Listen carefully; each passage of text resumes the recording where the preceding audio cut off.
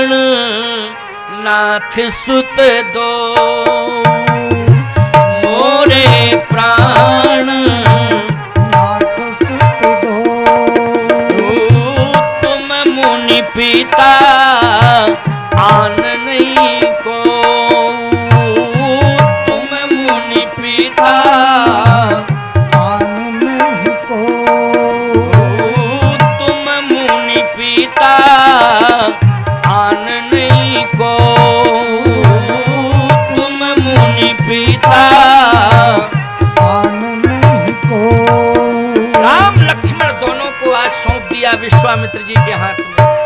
कहा ये मेरा मोह था कि मैं आज अपने को पिता मानता था, लेकिन सत्य तो यह है कि राम पर पहला अधिकार यदि है तो वो संतों का अधिकार है, क्योंकि संतों ने ही यज्ञ के माध्यम से राम को प्रकट किया है। इसलिए यज्ञ की रक्षा के लिए ले जाएं, कृपा करके आप ले जाएं, ले जाएं। एक बात और सुन लो, अगर संतों के हाथ में आप अपनी संतान को सौंपते हो तो ईमानदारी से बताओ संतान का विकास होगा कि नहीं होगा? एक बात और सुन लेना मेरी ध्यान से, यदि आप अपनी संतान को किसी व्यापार में सौंपते हो, किसी व्यापार में लगाते हो, संतान के हाथ में व्यापार सौंपते हो, रोजगार सौंपते हो, तो निश्चित रूप से संतान विकास करेगी। बोलो करेगी विकास कि नहीं? तो विकास होना उतना महत्वपूर्ण नहीं है, विकास तो दुनिया करती ही रहती है। अरे व्यापार रोजगार यदि आपने संतान के हाथ में सौंपा तो वो विकास होगा, लेकिन यदि आपने अपनी संतान का हाथ संतों के हाथ में सौंप दिया तो संतान का प्रकाश होगा, सारे संसार में प्रकाश होगा, सारी दुनिया जानेगी। इसलिए संतों के हाथ में जरूर संतान को सौंपो। सत्संग का बहुत बड़ा असर होता है, संतों के द्वारा संस्कार मिलता है। इसलिए आप अपनी संतान को संतों से जोड़िए, अपने परिवार को संतों से जोड़िए, आप स्वयं संतों से जुड़िए, आप स्वयं जुड़िए, परिवार को जोड़िए, संतान को जोड़िए। आज दशरथ जी महाराज स्वयं जुड़ गए संतों से, दशरथ जी ने संतान को भी संतों से जोड़ दिया। अच्छा, जब संतों से संतान जुड़ गई तो बोलो यज्ञ की भी रक्षा हो गई और जानकी जी भी मिल गई। बोलो मिल गई कि नहीं सीता जी? मैं कहता हूं सीता जी यज्ञ के माध्यम से ही मिली हैं। राम जी अगर यज्ञ से प्रकट हुए हैं तो याद रखना सीता जी भी यज्ञ के माध्यम से ही राम जी को मिली। आप कहो महाराज सीता जी यज्ञ के माध्यम से कैसे मिली? अगर राम जी यज्ञ की रक्षा करने के लिए विश्वामित्र जी के साथ ना जाते बक्सर सिद्धार्थम में, तो याद रखना क्या विश्वामित्र जी महाराज जनकपुर ले जाते राम जी को? बोलो। और राम जी को विश्वामित्र जी अगर जनकपुर ना ले जाते तो राम जी का विवाह होता क्या? माध्यम कौन बना? राम जी के जन्म में भी माध्यम संत है और राम जी के विवाह में भी माध्यम संत है। बोलो संत है कि नहीं? विवाह भी कराया तो किसने कराया? विश्वामित्र जी महाराज ने। बड़ी उत्तम बात। जैसे ही आगे विश्वामित्र जी महाराज ने देखा कि राम जी मेरी तरफ आ रहे हैं, लक्ष्मण मेरी तरफ आ रहे हैं, तो विश्वामित्र जी ने दोनों राजकुमारों को हृदय से लगा लिया, राम लक्ष्मण को हृदय से लगाया। किसी ने कहा कि हृदय से आपने लगाया, अनुभव क्या किया? विश्वामित्र जी कहते हैं श्याम गौर सुंदर दो भाई,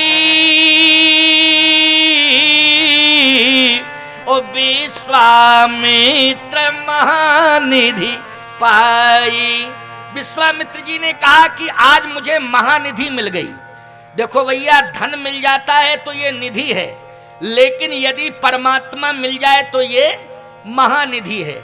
मैं एक बात कहता हूं आपसे, हम संतों को अनुभव होता है कि महानिधि मिल गई।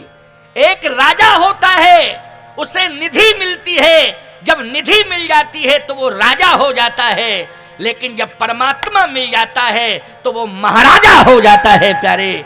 इसलिए साधु संतों को महाराजा कहा जाता है। क्यों भाई कहा जाता है कि नहीं? क्योंकि सबसे बड़ी निधि महानिधि के रूप में है तो भगवान हैं, भगवान। अच्छा, मीराबाई ने पूरा राज खजाना छोड़ा था। बोलो छोड़ा था कि नहीं? राज खजाना छोड़ करके मीराबाई आई और जैसे ही भगवान मिल गए तो कहती है पायो जी मैंने राम रतन धन, पायो पायो जी मैंने राम रतन धन पायो। तो मीराबाई भी ये महसूस कर रही है कि राम रतन से बड़ा धन कोई दूसरा है नहीं, राम रतन धन सबसे बड़ा धन है। तो आज विश्वामित्र जी को कौन सा धन मिला, जल्दी बोलो, राम रतन धन। विश्वामित्र जी को राम रतन धन मिला। और जैसे ही राम जी को लेकर के चले तो किसी ने कहा सुनो सुनो रुको रुको, क्या ये महानिधि मिल गई है, लेकिन महानिधि की रक्षा कर पाओगे? कहीं लुटेरे आगे चल करके लूट लें तब क्या करोगे? विश्वामित्र जी बोले हम सावधान रहेंगे, हम सतर्क रहेंगे, हमारी महानिधि को कोई लूट नहीं सकता है। और याद रखना, राम हमारे हृदय में आ जाएं तो ये लुटेरे प्रवेश कर पाएंगे क्या? काम क्रोध लोभ मोह मद मत्सर, बोलो। राम यदि हमारे साथ हैं तो ये लुटेरे जितने हैं काम क्रोध लोभ मोह मद मत्सर, ये लूट नहीं पाएंगे। और यदि राम हमसे दूर हो जाएंगे तो बोलो ये लुटेरे लूट लेंगे कि नहीं लूट लेंगे? तो आज विश्वामित्र जी ने कहा कि हमें लुटेरे लूट ही नहीं सकते क्योंकि राम मेरे साथ है। कोई मेरे ऊपर आक्रमण भी नहीं कर सकता है क्योंकि राम मेरे साथ है। और आज मैं निश्चिंतता पूर्वक यज्ञ को संपन्न करूंगा क्योंकि राम मेरे साथ है। इसलिए राम का भरोसा, राम पर विश्वास मुझे हो गया है। इसलिए आज मैं राम को महानिधि के रूप में प्राप्त कर चुका हूं। अब मैं जा रहा हूं यज्ञ करने के लिए। राम लक्ष्मण को लेकर के जैसे ही चले, ताड़का आ गई। बोलो कौन आई सामने? ताड़का। ताड़का आई। ताड़का जैसे ही आती है, देखती है तो क्रोध में आकर के खाने के लिए दौड़ती है। देखो भगवान राम को अयोध्या से लेकर के जनकपुर तक 3 नारियां मिली हैं। 3 नारियां। आप कहो 3 नारियां कौन कौन हैं?